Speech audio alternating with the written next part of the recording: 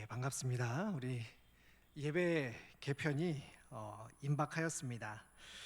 그래서 오늘은 다음 주부터 이제 새롭게 드리게 되는 예배 형식을 앞두고서 청년부 예배에 관한 비전을 여러분들과 좀 나누고 싶습니다. 상반기 청년부에서 나누었던 비전 쉐어링을 통해서 예배 개편에 대해서 처음 안내를 우리가 했었고요. 또 천천히 예배가 좀 천천히 바뀌었으면 좋겠다라는 의견들을 받아서 지난 4월부터 이런 예배가 되었으면 좋겠습니다라는 의견 수렴 창구를 열고요. 또 이후에 예배 담당자들과 함께 TF팀을 구성하고 또 사역자 저와 또 이경수 목사님과 함께 어떻게 예배 드리면 좋을지, 또 우리 지금 예배하고 있는 여기 계신 모든 예배자들과 어떤 방식으로 예배하면 좋을지를 또 찾아보기도 하고 연구하고 회의를 해왔습니다.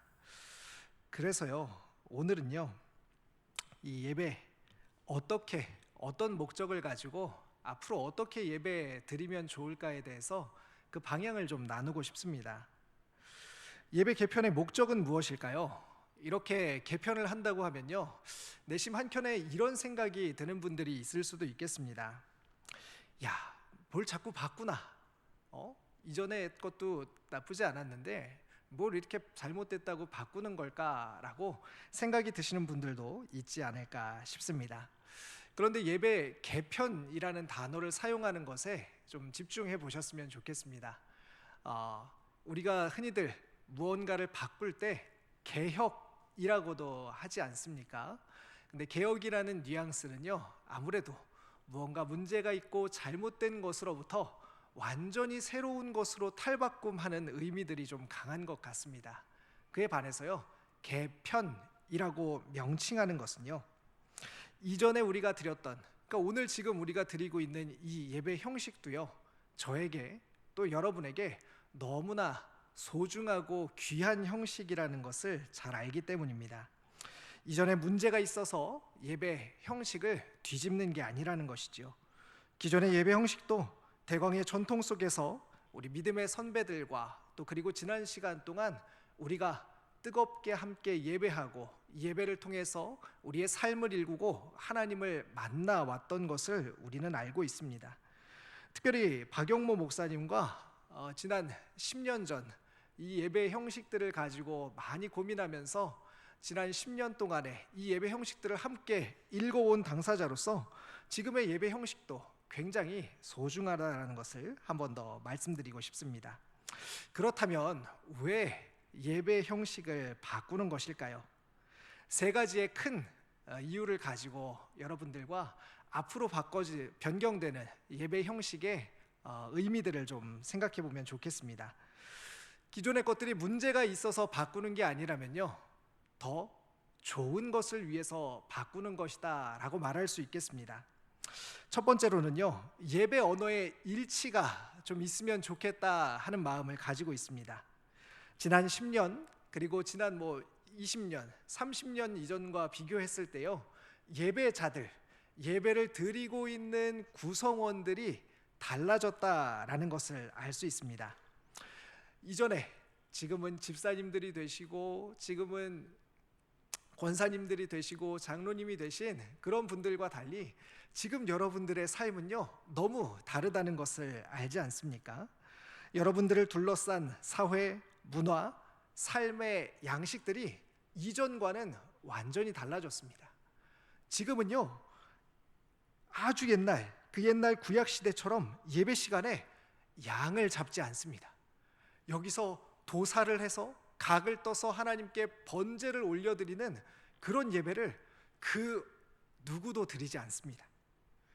오늘날 어느 예배나 있는 찬양팀을 한번 생각해 보십시오. 언제부터 찬양팀 이 앞에 서서 함께 예배하는 형식을 우리가 가졌었을까요? 불과 몇십 년 되지 않았습니다. 1970년대 경배와 찬양 운동이 일어나면서 찬양팀이 처음 도입되었죠. 이 강단에 그리고 앞에 악기들이 올라오는데도요, 엄청난 씨름과 싸움들이 있었습니다. 조명이나 음향도 마찬가지죠. 대중가요와 콘서트의 일상화로 지금은 자연스러운 일이 되었지만요, 예전 같으면 상상도 못할 그런 아주 불경스러운 일인 것이죠. 하지만 이제는 1인 방송국 시대가 되었습니다. 누구나 집에서 방송하고 누구나 걸어 다니면서 나만의 방송국을 가지고 있는 시대가 되었다는 것이죠. 즉, 새롭게 우리가 개편하는 예배에서 추구하고자 하는 것은요, 바로 통하는 예배입니다. 문화가 통하고 생각이 통하는 예배. 그래서 우리의 언어를 함께 공유하고 그 안에서 자연스럽게 예배할 수 있는 예배를 꿈꾸는 것이죠.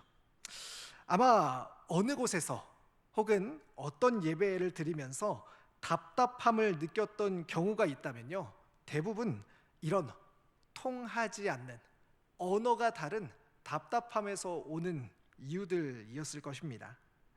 두 번째로는요, 좀 더 집중해서 예배를 드리고자 함입니다. 아니 목사님, 지금은 그러면은 저는 잘해서 예배 드리고 있는데요 라고 생각할 수 있겠지만 조금 다른 의미입니다. 이전에 우리가 지금까지 예배했던 다양한 예배 순서들, 이 순서들은요, 오랜 기독교 전통 안에서 그 순서 나름대로 하나님과 우리가 어떤 관계에 놓여 있는지, 어떤 방식으로 하나님을 만나는 깊은 자리까지 나아가야 되는지에 관한 이야기 단락들이었습니다. 그래서 하나님과 우리의 다양한 관계를 잘 설명해 주죠. 그러나 현실적으로 지금 오늘을 살고 있는 많은 청년들은요, 현대인들은 너무 많은 정보를 안고 살아가고 있습니다. 기억해야 할 것, 생각해야 할 것, 고민해야 할 것들이 너무 많은 것이죠. 그래서요, 예배를 드리고 났을 때 도대체 우리 예배의 핵심이 무엇일까라는 그 질문에 분명하게 답할 필요가 있겠다라는 생각이 들었습니다. 앞으로 개편되는 예배에서 우리가 집중해야 되는 것은 딱 세 가지입니다. 첫 번째는 기도이고요, 두 번째는 찬양이고요, 세 번째는 말씀입니다. 예배를 구성하는 많은 순서들 중에서요, 이 순서들을 가지고 하나님 앞에 나아가는데 집중하게 될 것입니다. 그리고 세 번째로는요, 참여하는 예배를 꿈꿉니다. 현대 예배에 대한 많은 우려와 경고가 있습니다. 사람들이 너무 예배를 소비하는 것 아니냐, 예배 구경꾼들이 되고 있는 것은 아니냐, 제자가 아니라 팬이 되고 있는 것은 아닌가, 또 제자가 아니라 무리, 구경꾼이 되고 있는 것은 아닌가라는 많은 연구자들의 또 그리고 학계의 또 목회자들의 그런 우려 섞인 목소리들이 있습니다.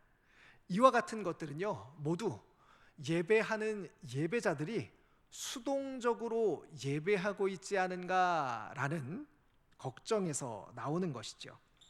그래서 이런 흐름에 거슬러서요, 더 많은 예배 참여를 꿈꿉니다. 그래서 이전에 우리가 해왔었던 예배 담당자 기도회, 그래서 예배가 시작되는 시간 전에요, 그날 예배 순서를 맡은 사람들이 함께 모여서 기도하는 시간도 다시 가지려고 합니다. 그리고 예배를 시작하면서 우리 청년 중 한 사람이 나와서 그날 함께 기도하면서, 마음을 모아서 함께 기도하면서 예배를 시작하고자 합니다. 또 온 청년들, 회중들을 대표로 하나님께 기도하는 대표 기도 시간도 다시 가질 예정입니다. 그리고 실제적으로 우리가 직접 하나님께 고백하고 표현할 수 있는 시간, 찬양 시간도 더욱더 확대하려고 합니다. 이 모든 것들은요, 하나하나의 어떤 순서들을 개발하고 만들려는 것이 아니라 우리 모두가 좀 더 하나님 앞에서 능동적으로 예배하고자 하는 꿈을 가지고 기획해 보았습니다. 이런 예배들, 바뀌는 예배들에 대해서 여러분은 어떻게 생각하고 계십니까? 기대가 되십니까? 한편으로 의구심도 듭니다. 형식을 바꾼다고 우리 예배가 정말 달라질까? 그거 몇 가지 바꾼다고 해서 얼마나 큰 변화가 있을까? 이런 생각들도 한켠에 들기도 합니다. 저는 2011년에 겨울에 사우디에 있는 한인교회 찬양팀 빌딩 사역을 위해서 한 3주간 체류하면서 사역한 경험이 있습니다. 찬양팀도 없고 한적한 곳에서 사람도 별로 없고 숨어서 드려야 하는 예배였습니다. 공식적으로 나라에서 기독교를 인정하지 않기 때문에요, 아주 강력하게 제재하거나 단속하진 않지만 드러내놓고 예배할 수 없는 상황이었습니다. 그래서 예배당에요, 창문도 없습니다. 문도 존재하지 않습니다. 꽉 막힌 공간에서 소수의 사람들이, 소수의 한인들이 모여서 예배하는 그런 예배였습니다. 그런데 그 예배를 드릴 때마다 엄청난 감동과 하나님의 임재가 느껴졌었습니다. 예배 후 식사와 교제에서 사랑과 기쁨이 넘치는 것을 경험하게 되었습니다. 당시 제가 한국에서 사역하던 현장은요, 한 500에서 800명 정도 예배 시간에 회중들이 있고요, 30여 명의 찬양팀이 서고 수억 원의 장비들을 가지고 예배하는 그런 현장이었습니다. 하지만요, 그것과 동일하거나 그것 이상의 예배에 무언가가 있다는 것을 분명하게 알 수 있었습니다. 아마 여러분들도 이런 경험들이 있으셨을 거예요. 단기 선교나 아니면 작은 공동체의 예배를 방문했을 때 분명히 잘 시스템이 갖추어지거나 많은 것들이 있지 않음에도 불구하고 그 예배의 감동과 감격들을 경험한 적이 있을 것입니다. 우리는 이것을 통해서 예배의 경험의 차이를 가져오는데 형식, 그 구성하는 것들보다 더 강력한 힘을 가진 어떤 동기가 있다는 것을 알 수 있습니다. 예배 개편에는 형식보다 더 강력한 전제가 있다는 것이죠. 그렇다면 그 전제는 무엇일까요? 제 생각에는요, 이 전제, 이것을 위해서 예배 형식도 존재하고 이것이 없으면 절대로 예배가 바뀌지 않는, 변화되지 않는 그것은 무엇일까요? 바로 여러분 자신, 예배자입니다. 여러분을 위해 예배 형식도 하나님께서 주셨고, 여러분이 없으면 아무리 좋은 예배 형식과 그 모든 것들이 갖춰져 있다 해도요, 결코 예배가 성립되지 않습니다. 여러분이 변하지 않으면 그 어떤 곳에 그 무엇을 갖다 대어도 예배는 변하지 않습니다. 그러므로 이 개편에서 정말 중요한 것은 바로 예배하는 저와 여러분, 바로 우리 자신입니다. 이렇게 중요한 여러분에게 앞으로 예배하게 될 날들 동안 붙들어야 할 한 문장을 좀 나누고 싶습니다. 저를 따라서 한번 이렇게 외쳐보겠습니다. 다르게 예배하고 바르게 예배하라.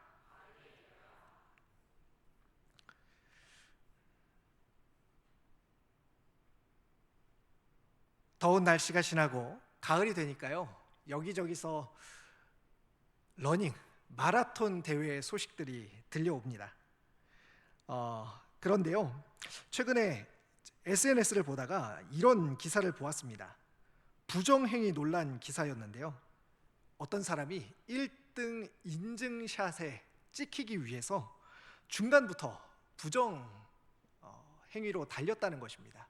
그래서 그 결승선에 임박해서 아주 힘차게 뛰어오는 사진이 딱 기사 전면에 있었고요, 아래는 그래서 허위로 경주를 했던 이 사람에 대한 비난과 안타까움의 이야기들이 쓰여져 있었습니다. 분명히요, 외형적으로 봤을 때는 결승선을 지나고 마라톤을 잘 달린 것 같지만요, 같은 마라톤을 한 것 같았지만 그의 러닝은 가짜였다는 것이죠. 그래서 기사들을 찾아보니까요, 이제까지 마라톤 대회에서 수많은 부정행위들이 있었더라고요. 수많은 부정행위, 그리고 그렇게 부정행위를 한 선수들이 있지만 그들과 다르게 뛰어야 하는 부분이 있는 것이죠. 또 바르게 뛰어야 제대로 뛰는 것입니다. 롤러를 탄다든가 자전거를 타고 간다든가 다른 방식으로 뛰어가지고는 그 마라톤을 제대로 한 것이라고 말할 수 없겠지요. 마찬가지입니다. 예배 형식에 참여한다고 다 같은 예배자일 수는 없습니다. 잘못된 것으로부터 다르게 그리고 바르게 해야만 진정한 예배자라고 말할 수 있는 것이죠. 이것을 위해서요, 오늘 본문은 참되게 예배할 것을 예배자들에게 강조하고 있습니다. 요한복음 4장 23절 앞부분을 보면요, 이렇게 얘기하고 있습니다. 자막도 함께 띄워주십시오. 아버지께 참되게 예배하는 자들은 영과 진리로 예배할 때가 오나니 곧 이때라 라고 말합니다. 요한복음 4장의 배경은 이렇습니다. 예수님과 제자들 일행이 사마리아 땅으로 들어오게 되었습니다. 사마리아 땅은 원래 유대인들이 들어가지 않는 땅인데요, 성경을 보니까 너무나 배가 고파서 음식을 구하기 위해서 사마리아 땅으로 들어갔다고 얘기합니다. 제자들이 시장에 식사를 사러 간 사이에요, 예수님은 한 여인과 만납니다. 사마리아 여인이라고 불리는 이 여인과 만나서 대화를 주고받게 됩니다. 대화의 요지는요, 사마리아 여인이 이렇게 묻습니다. 예수님, 당신을 보니까 아주 탁월한 유명한 랍비오 선지자인 것 같은데, 선생님인 것 같은데 어느 산에서 예배하는 예배가 참된 예배입니까? 라고 질문합니다. 다른 말로 하면요, 어떤 방식으로 예배해야 됩니까? 언제 예배하는 게 맞습니까? 라고 질문했다는 것이죠. 이에 예수님은 이 산 혹은 저 산과 같은 장소가 아니라 아버지께 예배해야 하고 하나님이 이런 사람을 찾으신다고 답변하십니다. 요한복음 4장 21절을 한번 보겠습니다. 이 산에서도 말고 예루살렘에서도 말고 너희가 아버지께 예배할 때가 이르리라 라고 말하고요, 23절도 한번 보겠습니다. 아버지께서는 자기에게 이렇게 예배하는 자들을 찾으시느니라 라고 말하고 있습니다.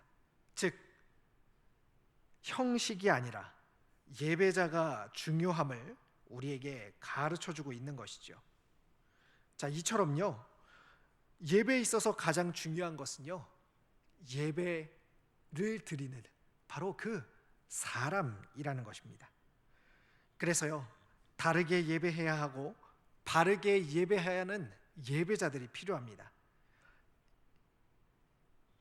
이것을 세 가지로 좀 나누고 싶습니다. 먼저 다르게 해야 할 한 가지입니다. 세상과 다르게 해야 한다는 것입니다. 저를 따라서 한 번 더 고백해 보겠습니다. 세상과 다르게 하라. 예배에 관한 유명한 말씀 중에요, 로마서 12장 1절과 2절 말씀을 빼놓을 수 없습니다. 너희 몸을 하나님이 기뻐하시는 거룩한 산제물로 드리라. 이는 너희가 드릴 영적 예배니라. 너희는 이 세대를 본받지 말고 오직 마음을 새롭게 함으로 변화를 받아 하나님의 뜻을 분별하라고 이야기하고 있지요. 두 가지 내용이 있는데요, 첫 번째는 이 세대를 본받지 말라는 것입니다. 이 세대를 본받지 말라는 것은 무엇일까요? 이 세대가 가지고 있는 유행이나 문화나 이런 것들을 본받지 말라는 것일까요? 좀 더 구체적으로 얘기하면요, 세상 방식을 이야기한다고 할 수 있습니다.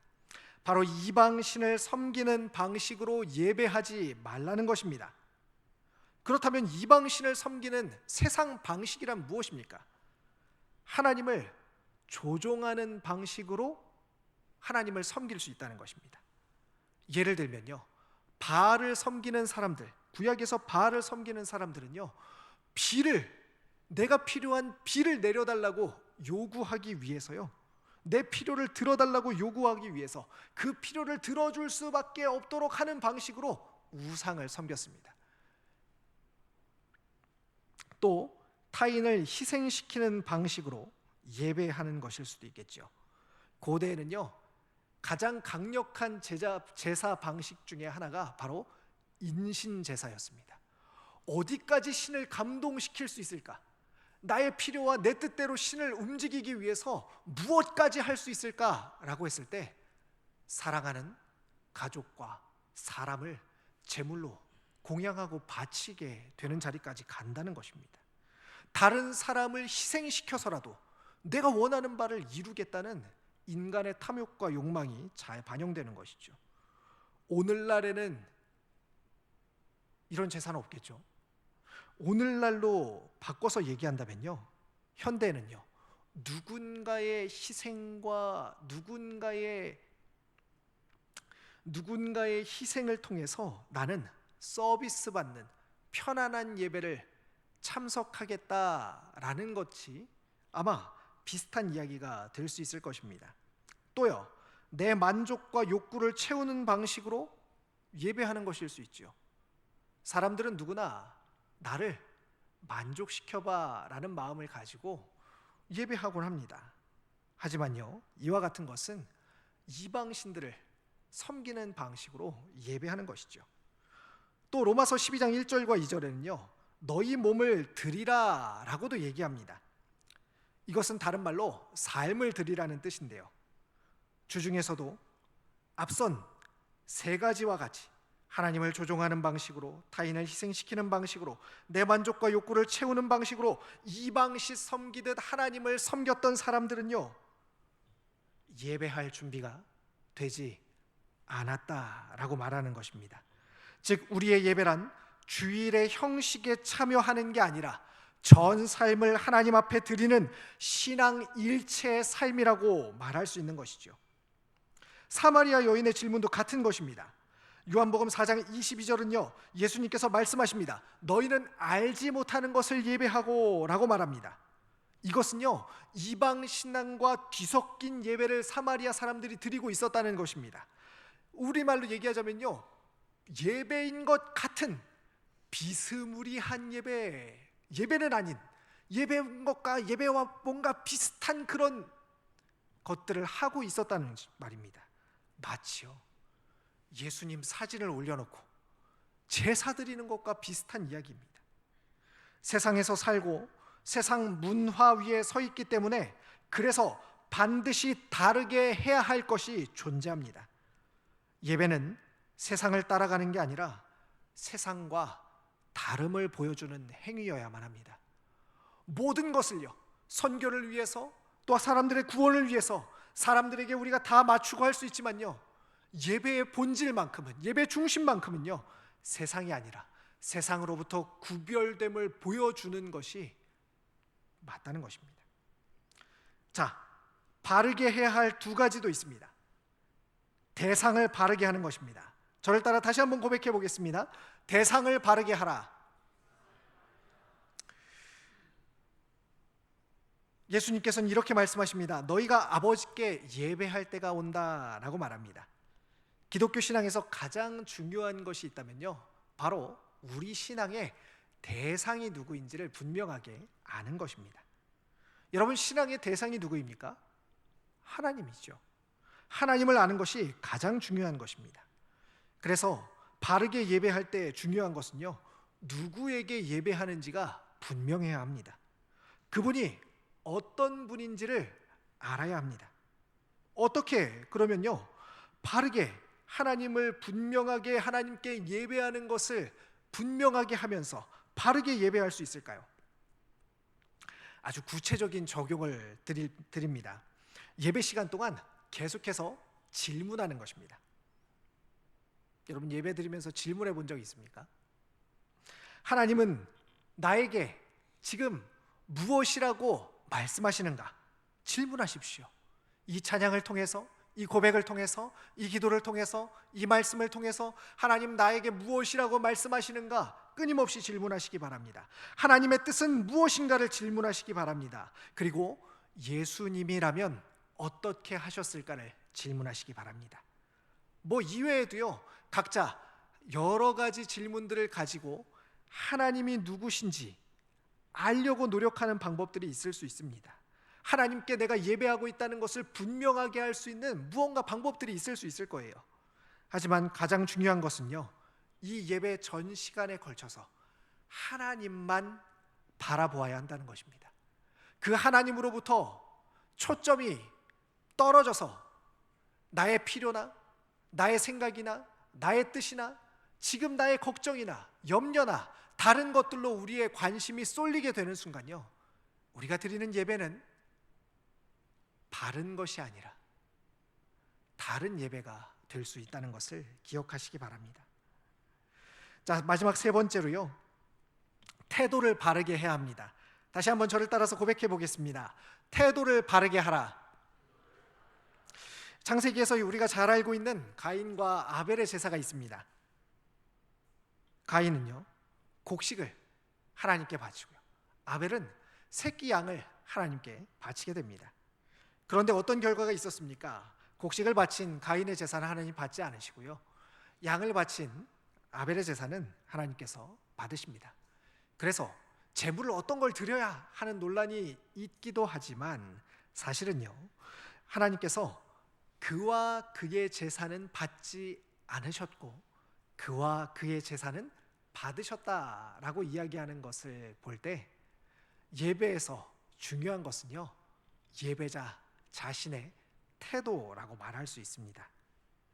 하나님께서는요, 제사 드리는 사람의 마음과 태도가 중요한 것을 계속해서 우리에게 가르쳐 주십니다. 그래서요, 신약에 와서도요, 너희가 하나님 앞에 예배하고자 할 때요, 형제와 다툰 일이 있으면 먼저 가서 화해하고 오라는 것입니다. 마음밭을 하나님 앞에서 바르게 준비하라는 것이죠. 우리가 함께 본 요한복음 본문도 마찬가지입니다. 이렇게 예배하는 자들을 찾으신다라고 이야기하고 있는데요, 하나님이 찾는다라는 표현이 여기에서만 유일하게 등장합니다. 하나님께서 찾으신다는 것은 적다는 것 아니겠습니까? 찾아야만 하는 상태에 있다는 반증 아니겠습니까? 그렇다면 왜 하나님이 찾으십니까? 앞서 사마리아인들의 잘못된 예배를 언급했었죠. 그렇다면요, 이스라엘은 예배를 잘 드리고 있었을까요? 하나님의 택한 백성이라고 그 혈통을 잘 지켜왔던 이스라엘 백성들도요, 예배를 엉망으로 드리고 있었습니다. 나중에는요, 성전 마당에 바알 제단을 만들고 우상을 만들어 놓았습니다. 타락할 대로 타락한 것이죠. 그만큼 찾아야 할 만큼 바르게 예배하는 자가 없다는 것을 이야기하는 것이죠. 그렇다면 무엇이 바른 태도로 예배하는 것입니까? 영과 진리로 예배하라고 말합니다. 어떤 시간대 혹은 방법들이 아니라 성령의 인도하심을 따라서 말씀에 근거하여서 예배하라는 것입니다. 이것은요, 내 중심에서 하나님 중심으로 예배해야 된다는 것을 의미합니다. 또 다른 말로 하나님이 찾는다는 것은요, 주목한다는 뜻입니다. 신앙생활 하면서 하나님, 저 좀 바라봐 주세요. 저에게 좀 말씀해 주세요.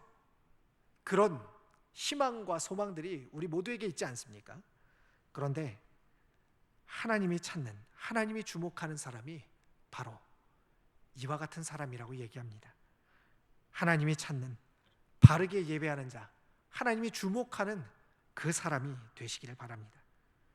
그렇다면요, 이렇게 다르고 바르게 예배했을 때 우리에게는 어떤 유익이 있을까요?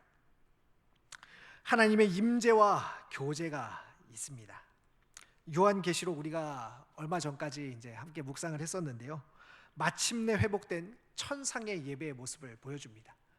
요한계시록이 보여주는 예배의 환상들은요, 그곳에 하나님의 임재 안에서, 하나님 앞에서 모든 사람들이, 온 만물이 함께 예배하고 있다는 것을 보여줍니다. 하나님과 끊임없이 함께 있다는 것을 가르쳐주는 것이죠. 시편 73편 17절은요, 이렇게 얘기합니다. 같이 한번 읽어볼까요? 내가 하나님의 성소에 들어갈 때에야 그의 종말을 내가 깨달았나이다.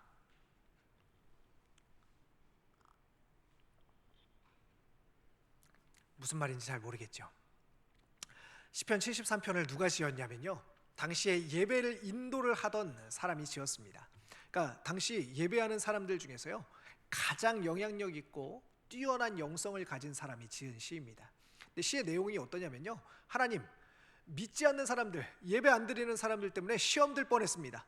왜 저 사람들은 하나님께 예배하지도 않는데 잘 되고, 왜 저 사람들은 하나님 잘 섬기지도 않는데 잘 되는지 도무지 이해할 수가 없습니다 라는 시를 지었습니다. 그런데요, 마지막 부분이거든요. 거의 마지막 부분에 와서 내가 하나님의 성소에 들어갈 때에야 그들의 종말을 깨달았습니다라고 얘기합니다. 하나님의 성소에 들어간다는 것은 무엇입니까? 하나님과 교제할 때, 하나님과 만남이 있을 때, 이제까지 내 삶에서 도무지 이해되지 않았던 것들, 하나님, 왜 하나님을 안 믿고 저렇게 부정적으로 살고 편법을 써서 사는 사람들은 잘 되는데 하나님 믿기 위해서 열심히 애쓰고 수고하고 하는 나는 바보처럼 살고 뭔가 부족한 것처럼 살고 왜 잘 되지 않는 것입니까? 라는 질문들 앞에서 그 하나님과의 만남을 통해서 풀려지는 역사가 있다는 것이죠. 하박국 3장 18절도 비슷한 이야기를 하고 있습니다. 여호와로 말미암아 즐거워하며 나의 구원의 하나님으로 말미암아 기뻐하리로다라고 얘기해요. 근데 지금 도저히 기뻐하거나 감사할 수 없는 상황이거든요. 대적들이 곧 쳐들어와서 멸망할 거라고 하나님께서 예언하셨기 때문이에요. 근데 어떻게 기뻐할 수 있습니까? 여호와로 말미암아 그 하나님 앞에 설 때 지금 이 상황, 닥쳐야 되는 파멸과 멸망의 상황은 도저히 납득할 수 없지만 그 이후에 다시 새롭게 세우시고 부흥하게 하실 하나님을 내가 소망하며 바라볼 수 있습니다라고 소망을 얻게 된다는 것입니다. 욥기도 마찬가지입니다. 욥기 42장 6절은요, 하나님을 만나니 나의 무지함을 깨닫게 되었다라고 얘기합니다. 의인인데도 불구하고 고난을 받은 고난의 대명사가 바로 욥 아니겠습니까? 그런데 이 욥이요 42장 맨 마지막에 가서요, 내가 이제는 주님을 예전엔 귀로 들었었는데 이제는 눈으로 주님을 봅니다 라고 고백합니다. 예전에는요 내가 하나님을 잘 몰랐었는데요, 이제는 내가 주님을 직접 눈으로 보게 되니까, 눈으로 봤다는 건 정말 눈으로 봤다는 게 아니라 더 하나님을 많이 알게 되니까 내가 가지고 있었던 인생에 해결되지 않는 고난의 문제들이 해결함을 받았다고 고백하는 것입니다. 저는 이것을요 이렇게 묶어봤어요. 이 모든 이야기들, 즉 예배 안에서 하나님의 임재와 교제를 통해서 결국 우리들이 누릴 수 있는 것은 무엇일까라고 했을 때 하나님의 생명줌을 누리게 된다라고 할 수 있을 것 같아요. 왜 예배하는데 공허할까요? 다르게 예배하고 바르게 예배하는지 점검해 보셔야 합니다.